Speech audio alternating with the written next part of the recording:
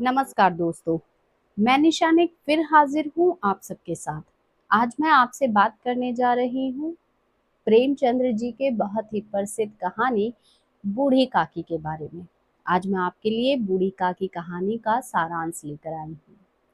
बूढ़ी काकी, जो कि इस कहानी की मुख्य पात्र है, जिसके पति और पुत्र की मृत्यु होने के बाद वो अपनी सारी जायदाद जमीन अपने भतीजे बुद्धिराम के नाम पर कर देती है। लेकिन जब वो उसके पति और पुत्र की मृत्यु हो जाती है तो बुद्धिराम उसे दिलासा देता है बूढ़ी काकी को कि वो उनका पूरा ख्याल रखेगा।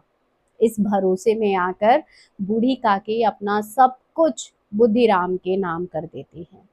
बुद्धिराम यूं तो बहुत सज्जन व्यक्ति हैं, लेकिन जब तक जब तक कि उनके जो कोष है उस पर कोई आफत ना आए, अर्थात जब तक उनके जेब से कोई पैसा ना निकालना पड़े, तब तक वो बहुत ही सज्जन व्यक्ति हैं। अगर उनके जेब से कोई पैसा निकले, 1 रुपए भी निकले, तो वो अपनी सज्जनता खो बैठते हैं। ये प्रेमचंद्र इस कहानी में बताते हैं।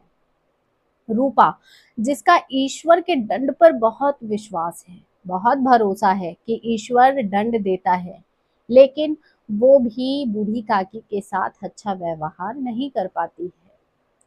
ये कहानी एक ऐसी कहानी है जिसमें दिखाया गया है कि बुढ़ापे में अगर परिवार अच्छा ना हो, साथ अच्छा ना हो, तो किस तरीके से दुख झेलना पड़ता है, वो इस कहानी में दिखाया गया है।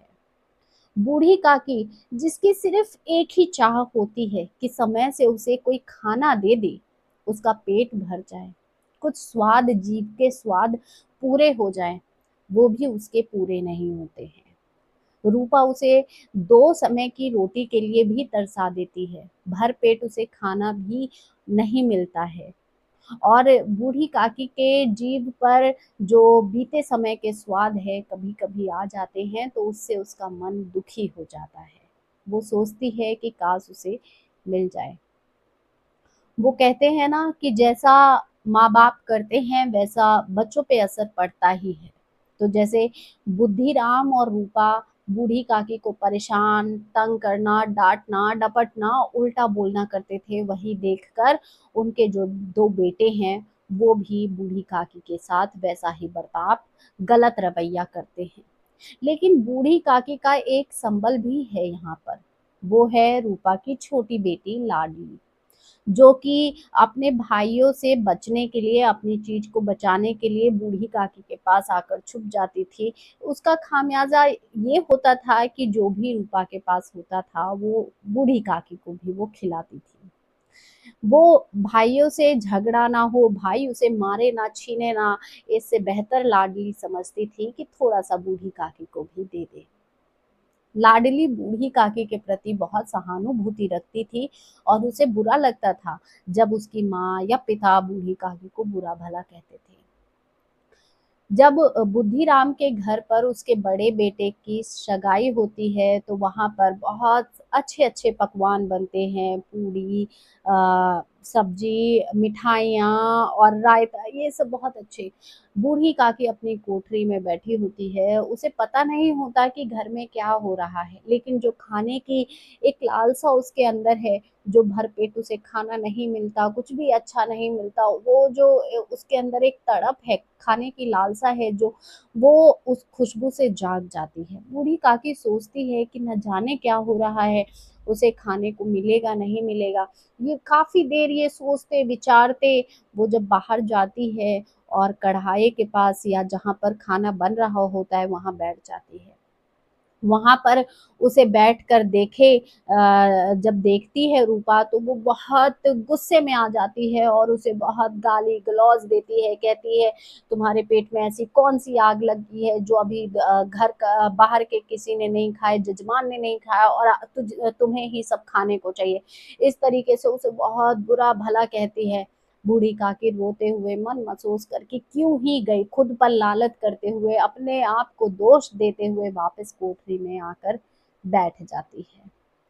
लेकिन वो कहते हैं ना, जीभ को जब जीभ की जब तलपती है खाने के लिए, जब पेट की आग जलती है तो कुछ भी समझ में नहीं आता। बहुत देर के इंतजार के बाद बूढ़ी काकी को लगता है कि अब तो शायद सब खा चुके होंगे। उसे किसी ने नहीं पूछा, क्यों नहीं पूछा। और तो वो ये सोचते हुए फिर से बाहर की तरफ जाती है, रेंगते हुए अपनी कोठरी से बाहर जाती है। उस समय पंगत खा रहा होता है। बुद्धिराम जब बूढ़ी काकी को देखता है तो उसका दिमाग चकरा जाता है। वो बूढ़ी काकी को पकड़कर, हाथ से पकड़ते हुए खींच कर लाकर अपनी कोठरी में वापस इस तरीके से फेंक देता है कि बूढ़ी काकी अचेत होकर वहीं पर बेहोश हो जाती है। जब उसे होश आता है तो अ, सब कुछ ध्यान नहीं रहता। वो बुरी तरह से रोती है। वो सोचती है कि क्यों ऐसा हो रहा है। वो दुखी हो जाती है। और यहाँ इस तरफ रूपा और बुद्धिराम ने सोच लिया था कि आज जो बूढ़ी काकी ने उनकी बेइज्जती करवाई है, इसलिए उन्हें भूखा ही रखा जाएगा। सब खा पी कर सो जाते हैं। बूढ़ी काकी इधर भूखी बैठी रहती है। तभी लाडली को ध्यान आता है। वो अपने माँ के सोने का इंतजार करती है और जो उसे खाने को मिला था, पूरी मिठाई, वो लेकर बूढ़ी काकी के पास जाती है और बूढ़ी काकी को खिलाती है। लेकिन उससे बूढ़ी काकी की तृप्ति नहीं होती और बूढ़ी काकी के मन में और ज्यादा ज्वाला बढ़ जाती है, भूख की ज्वाला बढ़ जाती है।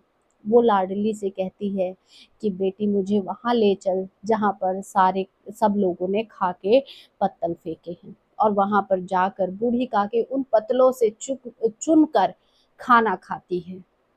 रूपा जब इस चीज को देखती है तो वो भगवान से डरती है। उसके अंतरात्मा से आवाज आती है कि जिसके धन से आज हम इतने बड़े बने हैं, हम शांति से खा रहे हैं, हम उसी का पेट नहीं भर पा रहे। और यहाँ पर प्रेमचंद्र कहानी को फिर एक नया मोड़ देते हैं, आदर्शवाद की तरफ। और कहानी मुड़ जाती है एक अच्छे अंत की तरफ। रूपा का मन बदलता है। रूपा एक थाली में सारा खाना सजा कर लाती है और बूढ़ी काकी को खिलाती है। और यही कहानी खत्म होती है। आपको मेरे द्वारा इस कहानी का बताया गया सारांश कैसा लगा? अगली आप कौन सी कहानी सुनना चाहते हैं? कमेंट करके ज़रूर बताइएगा। मेरे चैनल को लाइक, शेयर, सब्सक्राइब करिए।